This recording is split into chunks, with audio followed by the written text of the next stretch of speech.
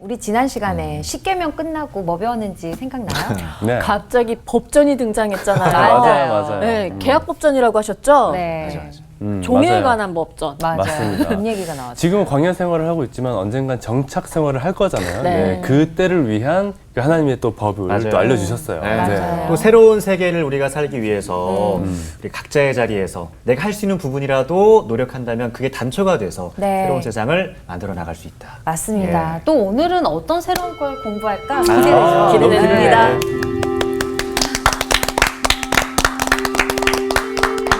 안녕하세요. 안녕하세요. 우리가 굉장히 어려운 지점에 지금 들어가 있죠. 출애굽기 공부하는데 네. 쉬운 얘기는 아닙니다. 왜냐하면 우리하고 문화도 다르고 맥락도 다른 그런 이야기를 듣고 있기 때문인데 이 출애굽 이야기를 통해 우리가 알아야 하는 것은 출애굽에 등장하고 있는 성경의 정보를 알아차리는 게 아니라 네. 중요한 게 뭐예요? 하나님의 마음. 마음. 네. 하나님의 마음을 알아차리기 시작해야 한다 하는 얘기입니다. 그러니까 그 문자를 아는 거 가지고는 안 돼요. 문자가 아니라 그 문자 속에 담겨 있는 마음을 읽을 수 있어야 하는 것이죠. 전쟁 영화 같은 데 보면은 뭐 전쟁터에 가는 사람들이 굉장히 두렵고 외롭고 그런데 정말 애지중지하는 게 뭐예요? 사랑하는 사람으로부터 온 편지 같은 거를 가슴에 이렇게 간직하고 네. 전쟁터 속에서 그죠? 네. 그가 나와 함께 있다라고 하는 느낌 느끼는 거죠. 그 어떻게 보면은 단순한 종이장일 수 있습니다. 그러나 그에게는 그 종이가 존재를 대신하고 있는 것이라고 얘기해야겠죠. 예. 우리가 마치 성찬을 할 때, 우리가 성찬식을 하게 될 때, 그 여느 음식인 뭐 빵이나 포도주나 이런 것들이 그냥 빵과 포도주라고 생각 안 하고 예수 그리스도의 살과 피라고 우리가 얘기하는 거죠. 그런 걸 뭐라고 하냐면 사크라멘토 문디라고 말하는데 세상의 성화입니다. 이 세속적인 것들이 얼마나 거룩한가 하는 걸 보여주는데 우리가 성경을 성경이라고 얘기하는 까닭은 성경에 있는 그 문자 그 자체가 아니라 그 문자를 통해서 드러나고 있는 하나님의 마음, 우리를 향한 마음, 이걸 이제 알아차려야 하는 거죠. 그러니까 오늘 우리가 지금 지난주에 이어서 계약법전 이야기를 할 텐데 그 계약법전 이야기하는 것도 그냥 법이 이렇대 성경에 대한 정보를 알아차리기 위한 게 아니라 하나님이 어떤 마음으로 우리를 바라보고 계시고 우리가 어디를 지향해 가야 하는지를 일깨워 주려는지 이걸 알아차리는 게 중요해요. 오늘 수업 출애굽기 26강 공동체를 위협하는 행위들. 오늘 본문 말씀은 꽤 되는데 어쨌든 법전이 쉽지는 않지만은 차근차근 공부를 해보도록 할게요. 네. 먼저 21장 12절부터 14절까지 정훈 학생이 읽어주세요. 사람을 쳐 죽인 자는 반드시 죽일 것이나 만일 사람이 고의적으로 한 것이 아니라 나 하나님이 사람을 그의 손에 넘긴 것이면 내가 그를 위하여 한 곳을 정하리니 그 사람이 그리로 도망할 것이며 사람이 그의 이웃을 고의로 죽였으면 너는 그를 내 제단에서라도 잡아내려 죽일지니라. 우와. 와. 자, 굉장히 엄격한 네. 이제 명령이 내려지고 있습니다. 근데 이건 뭐냐면 살인하지 말지니라 네. 그 계명이 있잖아요. 예. 네. 10계명에. 근데 지금 뭐 반드시 죽일지니라 이러면 그 계명하고 이제 어긋나는 거라고도 볼 수 있죠. 충돌하고 있습니다. 네. 그러니까 이런 경우를 우리가 주의해야 한다고 한 얘기인데 천천히 이제 살펴볼 텐데 계약법전 안에서는 사람들이 함께 살다 보면 공동체 안에서 벌어질 수 있는 다양한 사례들을 다뤄요. 네. 그런데 우리가 여러분 뭐 인간 관계 속에서 나타나는 모든 문제의 경우의 수를 따져서 법을 다 만들 수 있습니까? 없어요. 그건 거의 힘들죠. 네. 불가능하다고 얘기를 해야 할 겁니다. 그러니까 우리에겐 뭐냐면 관습법 같은 것들이 있어요. 이런 경우에는 이렇게 하고 이런 경우에 이렇게 하고 이거를 뭐 학문적인 용어로는 결의론적 그렇게 얘기하는데 어려운 얘기이죠. 네. 그러니까 쉽게 얘기하면 뭐냐면 사회적 관습에 따라 도덕적 문제를 해결해가는 태도를 일컫는 게 결의론적 태도라고 얘기를 하고 있는데, 근데 이건 대개 어떤 방식으로 되어 있느냐면 어떠한 경우에는 이렇게 해라 이런 형태로 나타나게 되는 겁니다. 근데 여기에 이제 살인에 대한 이야기. 예. 자, 살인하지 말라라고 얘기를 했지만은 인간의 역사 속에서 살인이라는 게 일어나잖아요. 네. 이게. 살인하지 말라는 계명 얘기할 때도 얘기했지만은 여기에 계신 분 가운데는 제가 알기에 사람을 직접 죽여본 사람은 없죠. 여기 우리들이.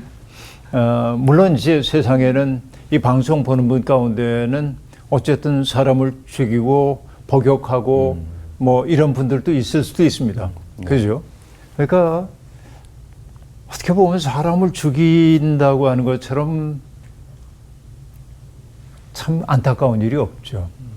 그러니까 우리도 사람을 죽이지 않은 것은 사람을 죽일 수밖에 없는 그런 상황 속에 처해보지 않았기 때문이라고 얘기할 수 있겠는데, 그러니까 우리가 함부로 누군가를 판단할 수는 없는데, 이 개혁법전이 얘기하고 있는 기본 전제는 사람을 죽인 자는 죽여야 한다라는 게 기본 전제입니다. 그런데 무차별적인 적용에는 좀 문제가 있습니다. 그죠?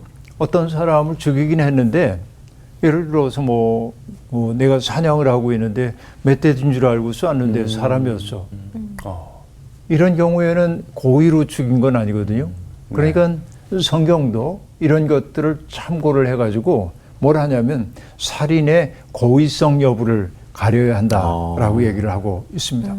사실은 이제 우리가 정당 방위 같은 것도 있잖아요. 누군가가 칼을 들고 나한테 덤비는데 어떻게 피하다 보니까 자기 칼에 자기가 찔려 죽었다든지 이런 경우도 있을 수 있는 거고, 그러니까 고의성 여부를 가리는 일이 매우 중요하다라고 얘기를 하고 있고요. 그걸 이제 잘 해야 하고, 그런데 이제 고의로 한 것이 아니라, 자, 사람이 고의로 한 것이 아니라 나 하나님이 사람을 그의 손에 넘긴 것이면 내가 그를 위하여 한 것을 정하리니. 자, 나 하나님이 사람을 그의 손에 넘긴 것이면 이게 오해되거나 악용되기 쉬운 구절이라고 얘기할 수 있습니다. 네. 어떤 사람이 사람을 죽이고도 이거 불가항력적이었어요. 이거 하나님이 하신 일이야. 이렇게 얘기하면 여러분, 내가 나쁜 의도를 가지고 누군가를 고의로 살해하고 이게 불가항력적이었다고 얘기하면 받아들이기 어렵잖아요. 네. 판단하기 어려워요. 잘못하면 판단의 주체가 누구냐에 따라서, 그렇죠? 하나님의 마음을 왜곡할 수 있다고 하는 것입니다. 네. 그러니까 여기에 중요한 게 뭐냐? 사실은 그 사람이 고의로 했는지 진짜로 했는지 가리기 어려워요. 주장들이 다르기 때문에. 네. 그래서 히브리인들은 소위 미필적 고의에 의한 살인. 그러니까 내가 살인을 해야겠다는 강력한 동기를 가지고 한 건 아닌데 어쩌다 보니까 살인을 했다든지 또 부조리하고 이해하기 어려운 이런 사건들을 두고 네가 옳으니 내가 옳으니 따져봐야 답이 없어. 그래서 그걸 뭐라고 하냐면 신의 뜻 앞에 맡기려고 하는 태도가 그들에게 있었습니다. 그런 거예요. 그러니까 우발적으로 벌어진 그런 살인의 경우는 살인자 또한 보호받아야 한다라는 게 이 계명의 얘기입니다. 기본적 전제는 뭐예요? 사람 죽인 사람은 죽여야 한다. 왜냐하면 그 사람이 공동체를 해야 하는 사람이기 때문에 그건 반드시 징계해야 한다고 얘기하고 있죠. 그런데 이제 우발적으로 살인을 한 사람은 또 다른 보복의 표적이 될 수가 있었습니다. 명예살인 같은 것들도 있죠. 중동의 네. 그런 명예살인 같은 네. 것들이 이슬람권에 있습니다. 내 가족 가운데 누가 욕된 일을 당했다.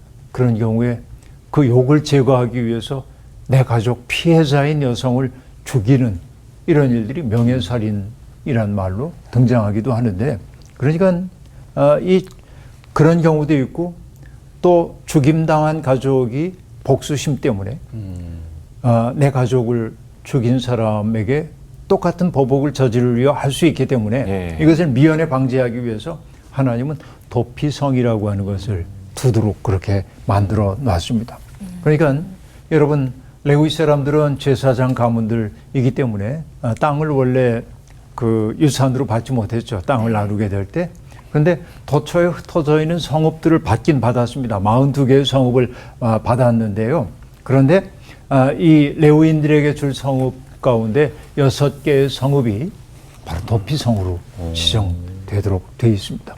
그래서 요단강 동쪽에 3군데, 요단강 서쪽에 3군데를 도피성으로 그렇게 만들어 뒀고, 그래서 우발적 살인을 저지르고 도피한 사람들이 거기에 들어가면 잡아낼 수 없었습니다.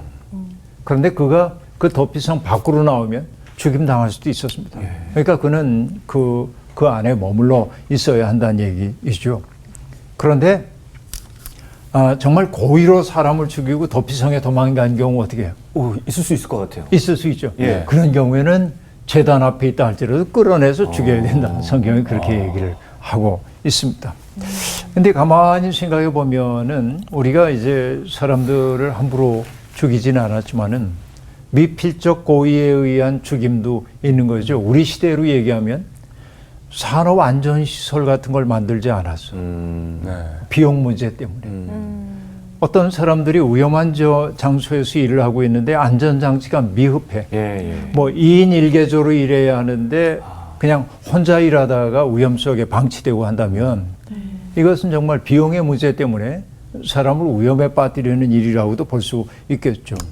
그러니까 수익이라고 하는 우상을 섬기기 위해서 사람들의 안전을 어렵게 만드는 이런 일들이 우리 시대에 그대로 지금 벌어지고 있다 하는 얘기이죠. 근데 사람들은 얘기합니다. 그건 어쩔 수 없어서 이런 말들이 너무 많단 말이에요. 큰 수해가 이렇게 났습니다. 그러면은 그 수해를 보면 어쩔 수 없어서 그러면 안 됩니다. 왜 산사태가 일어났는지, 왜 제방뚝이 무너졌는지, 왜 지하차도에 물이 들어왔는지 그것을 세심하게 살피고 막고 이런 일들을 해야 하는데 그러지 않았다고 한다면 우리가 생각을 달리해야 하는 것이죠. 여러분, 많은 사람들이 자기의 그 잘못을 호도하기 위해서 이제 여러 가지 장치들을 만들곤 합니다. 여러분, 그 1960년대 세상을 떠난 시인 가운데 김수영이라고 하는 시인이 계십니다. 젊은 시절 제 가슴을 뜨겁게 했던 시인이기도 한데요. 그분의 시 가운데 죄와 벌이라고 하는 그 시가 있습니다. 그 죄와 벌은 어떠냐면 이렇게 이제 얘기가 전개됩니다. 남에게 희생을 당할 만한 충분한 각오를 가진 사람만이 살인을 한다. 그러나 우산대로 옆편내를 때려 눕혔을 때 우리들의 옆에서는 어린 놈이 울었고 비 오는 거리에는 40명가량의 취객들이 모여들었고 집에 돌아와서 제일 마음에 꺼리는 것이 아는 사람이 이 캄캄한 범행의 현장을 보았는가 하는 일이었다.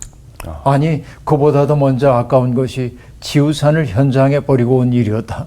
이렇게 얘기하는데 여러분, 이게 어떤 상황이냐면, 자, 남에게 희생당할 만한 각오를 한 사람만이 뭐 사람을 살인한다 전제로 딱 얘기한 다음에 자기 얘기를 지금 하는 거예요. 어느 날 뭐 부부가 함께 외출을 했는지 모르겠어요. 그런데 뭐 화가 나가지고, 이게 요즘 이런 일이 있으면 이거 말도 안 되는 짓인데 이런 일들이 벌어지긴 하죠.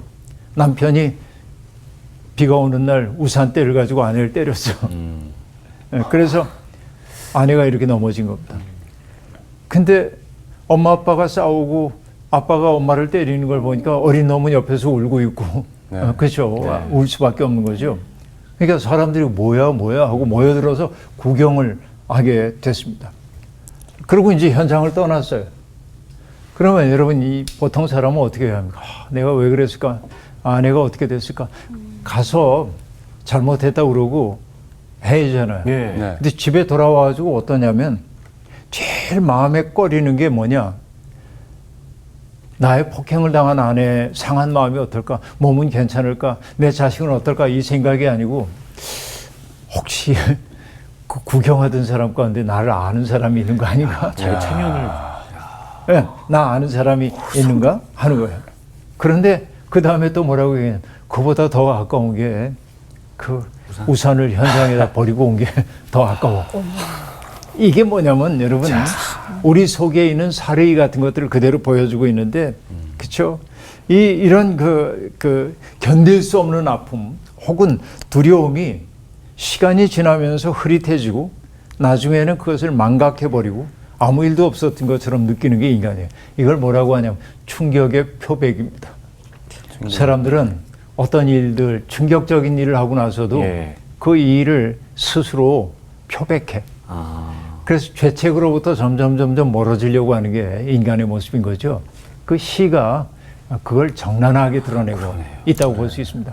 그러니까 이 시를 보면서 그 시인 나쁜 놈이었네 이러면 안 되고 이게 우리들이 세상을 대하는 방식이 이렇더라는 얘기예요.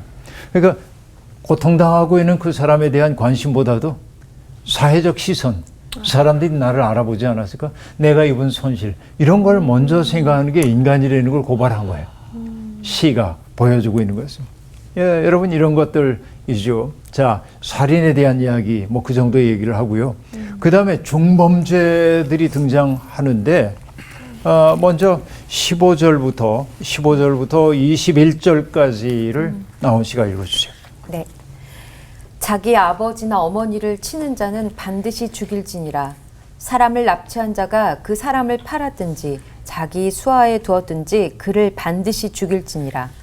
자기의 아버지나 어머니를 저주하는 자는 반드시 죽일지니라. 사람이 서로 싸우다가 하나가 돌이나 주먹으로 그의 상대방을 쳤으나 그가 죽지 않고 자리에 누웠다가 지팡이를 짚고 일어나 걸으면 그를 친 자가 형벌은 면하되 그가 내 손해를 배상하고 그가 완치되게 할 것이니라. 사람이 매로 그 남종이나 여종을 쳐서 당장에 죽으면 반드시 형벌을 받으려니와 그가 하루나 이틀을 연명하면 형벌을 면하리니 그는 상전의 재산임이라. 네, 여기도 아주 참 복잡한 얘기들이 많이 등장하고 여러 경우가 있는데 있네요. 이제 아버지나 어머니를 때리거나 저주하는 자는 반드시 죽여야 한다 이렇게 얘기를 하고 있습니다. 그러니까 아버지나 아들, 어머니를 폭행했다고 하는 것, 그것이 또 저주했다고 하는 게 아버지, 어머니의 죽음을 초래하지는 않았다 해도 그런 자식은 제거되어야 한다. 아주 엄격한 윤리를 얘기하고 있습니다. 왜냐하면 부모에 대한 거역은 결국은 그 뿌리인 하나님에 대한 거역으로 이어질 수 있다고 보았기 때문에 그렇습니다. 이것은 부모 공경 계명의 어떻게 역상이라고 보여줄 수 있겠습니다. 이게 아주 중요한 윤리입니다. 사실 이제 많은 사람들이 부모 공경 혹은 효 이런 얘기를 하면 낡은 유교적 윤리라고 생각을 하지만 저는 그게 낡아 보인다고 할지라도 전 성경 그대로 부모를 공경하는 사람이 복받는 삶이다 하는 얘기를 전 문자 그대로 믿어요. 그리고 어떤 분은 이렇게도 얘기했습니다. 제 부모 함부로 대하는 사람과는 사귀지 말아라. 그렇게 얘기하기도 합니다. 물론 세상에는 정말 부모의 역할 제대로 못하는 분들이 있고 폭력적인 분들도 있습니다. 그러니까 그분들까지 공경하는 것은 정말 어려워요. 이제 그런 것은 있습니다. 특별한 사정들이 있지만은 그렇다고 해가지고 내 낳아준 부모를 때리거나 이것은 있을 수 없는 일일 텐데 그러니까 그런 경우가 아니라고 한다면 내 욕심 때문에 부모 함부로 대하는 사람이라고 한다면 그 사람 믿음직한 사람 아니에요. 부모를 정말로 공경할 줄 아는 사람이라야 다른 사람에게도 같은 태도를 대할 수 있다고 저는 그렇게 생각하기 때문에 그런데요. 그러니까 여기 성경은 아주 엄격합니다. 자기의 권위의 뿌리인 자기의 생명의 뿌리를 소홀히 하고 있는 사람은 제거되지 않으면 하나님에 대한 거역을 그가 할 수밖에 없다는 거. 사실은 부모 거역하는 것이 하나님 거역하는 일일 수도 있어요.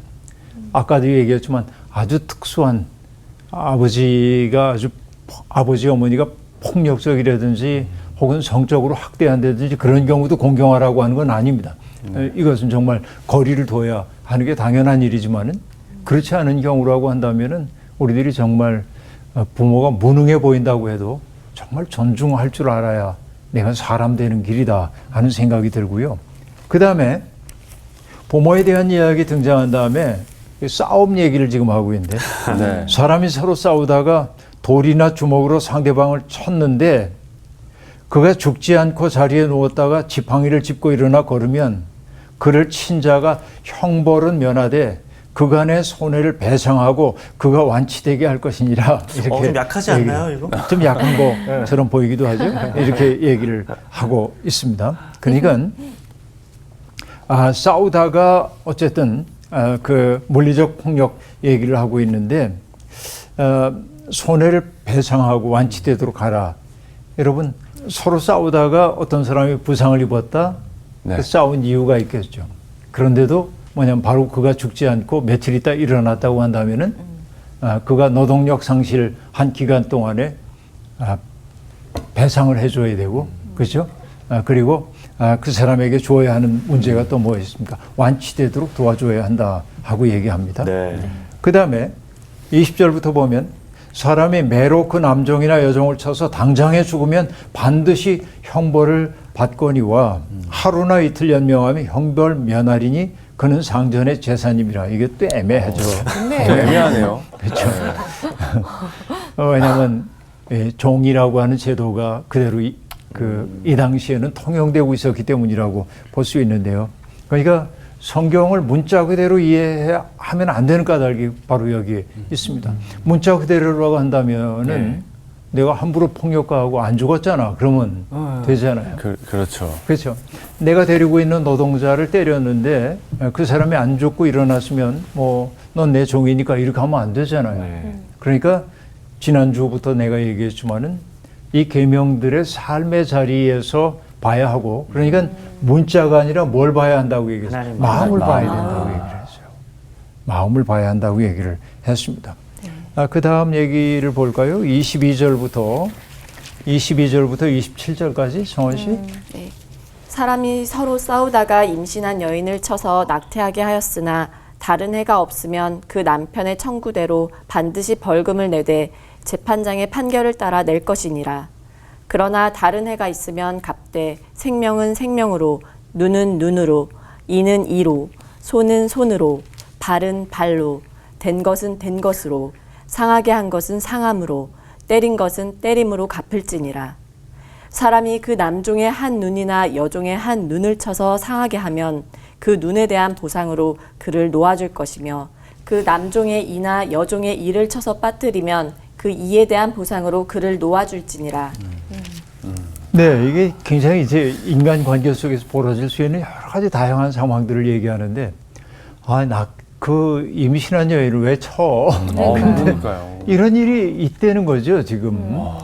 이게 실제로 이런 문제가 덜어 있었기 때문에 이런 법이 일종의 관습법 같은 게 들어왔다고 볼 텐데, 그 여인이 낙태를 했는데 다른 데는 뭐 특별히 그 상처가 없다.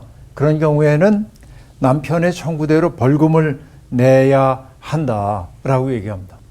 그 여인이 느꼈던 마음의 괴로움, 쓰라림, 자기 태중에 들어왔던 생명을 목숨보다 귀하게 여겼던 그 여인의 아픔 같은 것들이 여기에 없죠. 이게 이제 시대적 한계라고 얘기를 할 수 있겠습니다. 우리가 여성이 가지고 있는 남성과 조금 다른 부분들이 있죠. 정말 여성의 몸은 소중합니다. 왜냐하면 생명을 잉태하기 때문에 그러죠. 어느 여성학자가 얘기하는 것을 보면서 끄덕끄덕 했습니다마는 인간의 몸속에 다른 생명들이 들어오면은 인간은 즉시 이제 경계심을 발동하고 지상군을 보내가지고 그 생명을 공격합니다. 백혈구 같은 게 싸움을 벌이잖아요. 이 생명들 몰아내야 돼. 근데 뭐냐면 새로운 생명이 잉태될 때 몸은 전심전력을 다해서 보호하기 시작합니다. 그 생명을. 이게 생명의 신비잖아요. 여성의 몸의 신비라고 얘기할 수 있습니다. 그러니까 그 신비한 몸은 거의 거룩하다고 얘기할 수도 있는데 그러니까 쳐서 낙태했을 때 그 여인이 겪었던 상처라고 하는 건 말할 수가 없는데 그 여인의 아픔은 여기에 싹 사상돼서 안 보여요. 이게 시대적 한계입니다. 그러니까 남편이 내가 손해봤잖아. 그러니까 돈 내. 하면 재판장의 판정에 따라서 돈을 내면은 그 사람의 죄가 없어진다고 그렇게 얘기를 하고 있습니다. 그러니까 여기서도 아내는 남편의 보호 아래 있으면서 자기 결정권을 갖지 못한 존재로 여기 취급되고 있음을 알 수 있는데 그 다음에 다른 해가 있으면은 갚아야 하는데 이제 그의 폭력에 의해서 다른 해가 있으면 그대로 갚아줘야 돼. 네. 생명은 생명으로, 눈은 눈으로, 이는 이로, 손은 손으로. 이걸 뭐라고 얘기하죠? 눈에는 눈, 이에는 이. 네, 이걸 동해복수법이라고 얘기를 하고 있는데 동해 똑같은 해를 가하는 거예요. 똑같은 너무 당해봐라. 동해복수법이라고 얘기하는데 제일 무서운 거 이거를 아닌가. 약간 좀 무식하지 않나요? 렉스 탈리오니스 이렇게 얘기하는데 이게 똑같은 예, 예. 그 해를 이제 가하는 거예요. 똑같은 해를 동해복수법입니다. 고대 해로 이제 그 가하는 거예요. 이게 네. 동해복수법. 그러니까 눈에는 눈, 이에는 이. 네. 내 눈을 상하게 해서 너 그럼 눈을 가져와. 똑같이 상하게 또 하고. 초등학생들이 야 너 한 대 때렸지. 야 너 이런 식으로 이렇게 하는 거예요. 그게 똑같은 거예요. 네, 이제 똑같네. 그렇게 동해복수법을 그렇게 이제 하게 되는데 어떻게 보면 이건 비문명화된 사회에 의해서 자행된 잔인한 형벌처럼 보입니다. 눈에는 눈, 그죠? 네네. 네. 그런데 여러분, 이 동해복수법이 잔인한 법처럼 보이지만 이 속에는 뭐가 있냐면 과도한 피해 악순환을 막으려는 태도가 이 속에 있습니다. 내가 누굴 때려가지고서는 코뼈를 상하게 했거든요. 너무 화가 났어. 그래서 때려 죽일 수도 있잖아요. 과도한 폭력. 네. 그렇죠. 그러니까 동해복수를 하기 위해서는 어떻게 되냐면 폭력을 조정하지 않으면 안 돼요. 그렇네요. 아, 살살 때려야 나한테도 살. 사리를 거두고 약 코만 다치게 하는. 이게 그래서 뭐냐면 렉스 탈리오니스 동해복수 똑같은 해를 그에게 가하는 거예요. 예, 예. 동해 이렇게 이게 이제 잔인한 법이라기보다는 폭력의 과도한 예. 악순환을 막기 위한 장치라고 얘기할 수 있겠습니다. 네. 그러니까 조심해야 돼요. 내가 저 사람에게 가한 폭력이 과도할 경우에 내가 또 받아야 되기 때문에 그렇죠. 이게 이제 그렇게 볼 수 있습니다. 그런데 남종이나 여종의 눈을 상하게 하는 경우에는 또 이를 쳐서 빠뜨리는 경우에는 종들은 인권이 없어 별로. 아이고. 그래서 뭘 해야 돼? 그들에 대한 보상으로 그를 놓아줘야 돼. 종이 주인에게 내 눈을 상하게 했으니까 제가 지금부터 주인님의 눈을 상하게 하겠습니다. 이게 안 된다 그 얘기예요. 지금 네. 그 얘기가 여기 등장하고 있네요. 그 다음에 좀 길긴 하죠. 28절부터 36절 공희 씨. 네. 화이팅.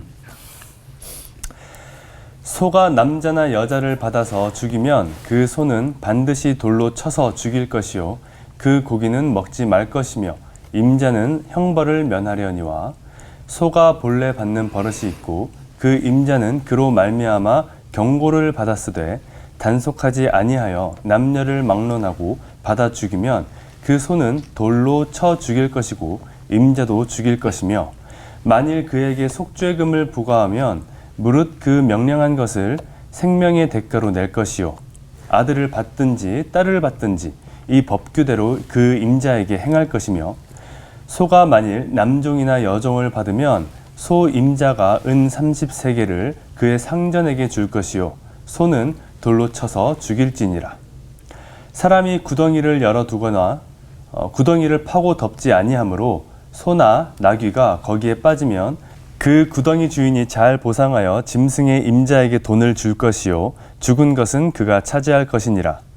이 사람의 소가 저 사람의 소를 받아 죽이면 살아있는 소를 팔아 그 값을 반으로 나누고 또한 죽은 것도 반으로 나누려니와 그 소가 본래 받는 버릇이 있는 줄을 알고도 그 임자가 단속하지 아니하였으면 그는 서로 소를 갚을 것이요 죽은 것은 그가 차지할지니라. 네, 아주 복잡하죠. 복잡하네요. 복잡한 얘기가 여기 소가 많이 등장합니다. 나오네요. 주인공이 소야. 맞아, 가축. 정말 성경에 소가 주인공이네요. 네. 자, 소가 사람을 받아 죽인 경우에 여기도 만약에 살인을 한 경우에 앞에 뭐라고 얘기했죠? 반드시 죽이라. 이게 이제 죽이라. 그 네. 원칙이었습니다. 네. 여기에도 뭐예요? 소가 남자나 여자를 받아 죽이면 그 소는 반드시 돌로 쳐서 죽일 것이요 라고 말합니다. 마치 그 인간에게 가하는 형벌처럼 이렇게 보입니다. 네. 왜냐하면 이게 공동체를 위협하는 그 행위를 제거하는 거라고 얘기할 수 있겠는데, 그러니까 근데 그 소가 누군가를 해쳤는데 그 소의 임자는 어떻게 되는 거예요? 임자. 여기 보면 형벌을 임자는 받아야- 형벌을 면하거니와 면하거니와 이렇게 얘기합니다. 변하면 안 될 것 같은데. 그 소가 그런 거 어떻게 해? 그 소가 주인이 소에게 붙여가지고 야 가서 받아 그런 게 아닌 바에야 그렇죠. 어떻게 하겠어요 이게. 그러니까 임자는 형벌을 면해야 하는데 문제는 뭐냐? 그 전에 뭐냐면 소가 받아 죽였어요. 그러면은 소를 돌로 쳐 죽입니다. 네. 그럼 그 고기 어떻게 해요? 아깝네요. 네. 아깝잖아요. 네. 근데 여기 분명히 얘기했어요. 그 고기는 먹지 말 것이며 고대 세계에서는 음식을 통해서 그 취식하는 것의 성격이 내 속에 들어온다고 믿거든요. 그럴 수도 있죠. 그러니까 뭐예요? 그 들이받는 버릇이 있는 소의 고기를 먹으면 근데 막 들이받는 나도 박해지시는 거예요. 그러니까 먹으면 안 돼. 이것은 그렇게 생각을 했고, 왜냐하면 소는 사람을 받아 죽임으로 이미 죽음을 초래했기 때문에 터부시 되고 있는데 그것을 먹는다고 하는 것은 내가 부정하게 되는 일이고 네. 또 그의 성격이 내 속에 들어올 가능성도 있기 때문에 이제 먹으면 안 되는 걸로 되어 있습니다. 그런데 문제는 뭐냐면 소가 우발적으로 들이받은 건 그런데 그 다음에 뭐라고 얘기해?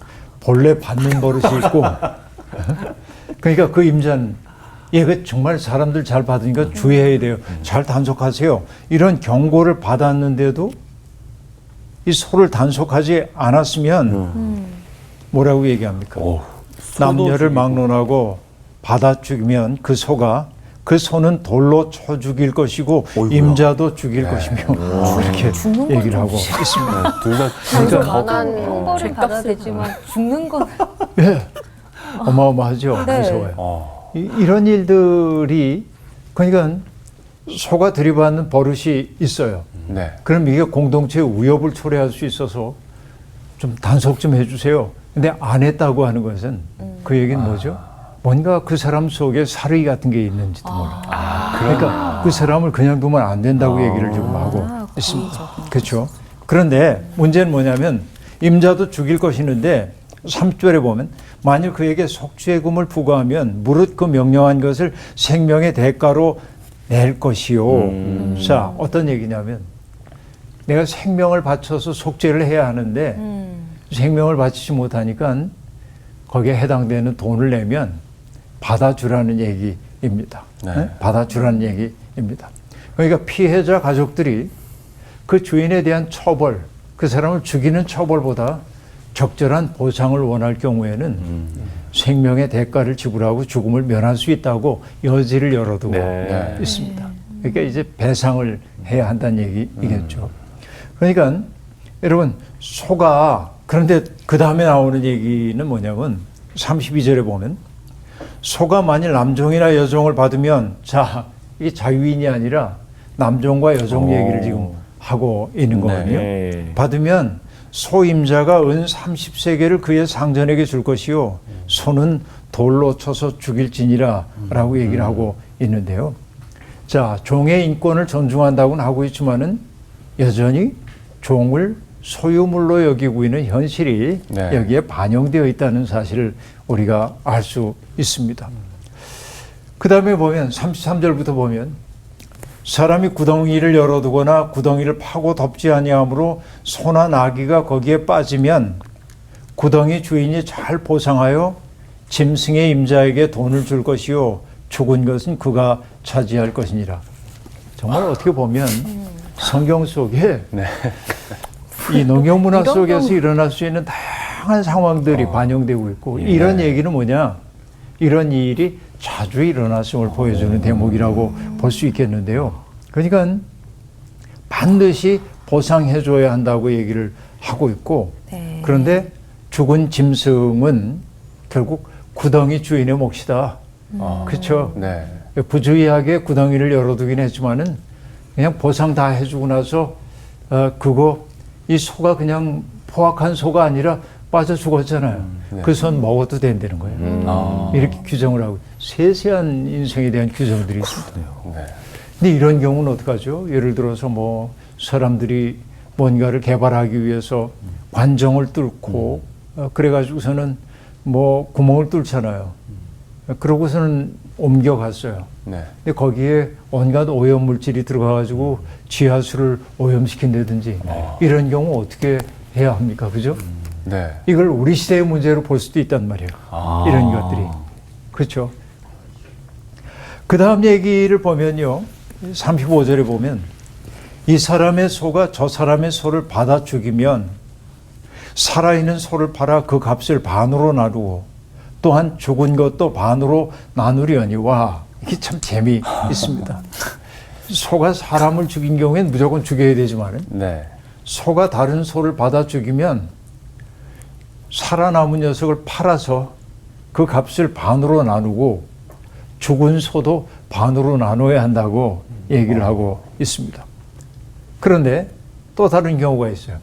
그 소가 원래 받는 버릇이 있는 경우 어떻게 해야 합니까? 소는 소로 갚아야 합니다. 그렇게 여러 가지 경우의 수를 두고 있다라는 얘기입니다. 앞서도 계속 말씀을 드린 것처럼 계약법전은 이처럼 농경문화 혹은 유목문화 속에서 흔히 벌어질 수 있는 일들을 다루고 있음을 알 수 있습니다. 그러니까 우리가 여기 전체적으로 이제 본다면 어떨까요?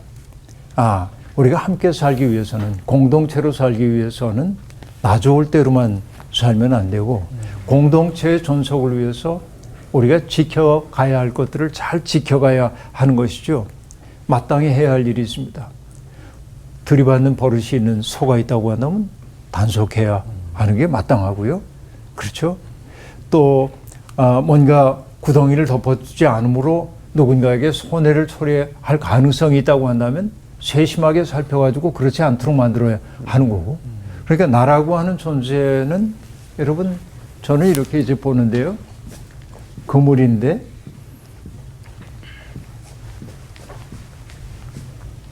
이게 나입니다. 네. 삶 속에서. 나는 다양한 관계 속에 있습니다.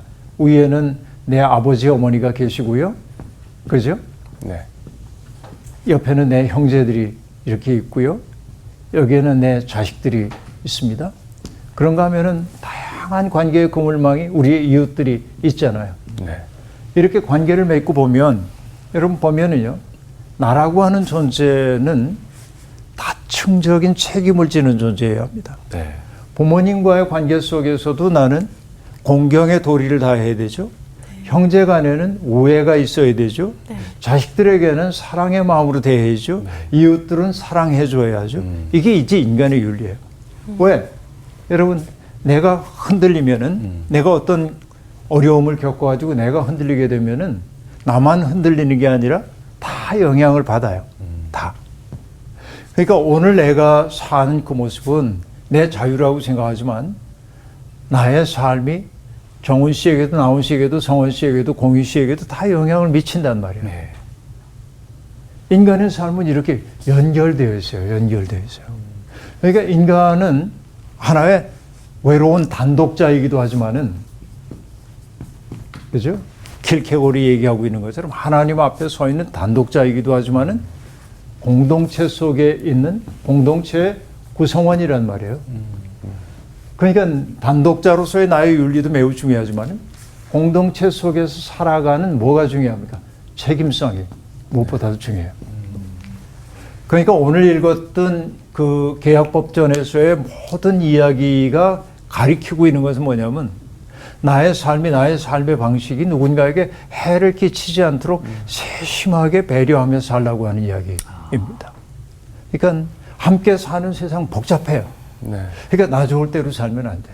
항상 나의 삶의 방식이 누군가에게 해를 끼치지 않는지를 생각해 봐야 한다 하는 얘기입니다. 마땅히 해야 할 일을 소홀히 하게 될 때 공동체는 갈등이나 분열 속으로 들어갈 수밖에 없는 것이죠. 그러니까 공동체는 인애와 사랑이라고 하는 게 우리가 서로 인애와 사랑이라고 하는 게 공동체의 기본이 되어야 하지만은 이것만 가지고는 안 되고 정의와 공의가 살아있을 때 공동체는 전속이 되고 있는 것이죠. 그러니까 죄에 대해서는 엄중하게 가려져야 함을 계약법전이 보여주고 있어요. 그래야 결국은 인애와 사랑도 가능하게 된다는 얘기죠. 오늘 우리가 공부한 것은 바로 저런 세계관을 보여주고 있는 것이었습니다. 네. 오늘 수업 마칠게요. 좋습니다. 감사합니다. 시대적 상황이 좀 많이 달라서 이거 완벽하게 공감할 수는 없는 부분이지만 우리가 하나님의 마음을 여기서 배워야겠다. 네, 문자가 아니라 마음. 마음입니다. 하나님이 이렇게 마음을 주시면서 책임성에 대해서 이 공동체의 책임들이 얼마나 중요한지를 다시 알려주신 것 같아요. 네. 맞아요. 네, 우리 서로 사랑하면서 또 한 주 살아보시죠. 그러니까요. 네. 화를 부러뜨리고 네, 책임감을 화내지 가지고. 말고. 화내지 말고. 맞습니다. 네, 네. 그렇습니다. 네. 아.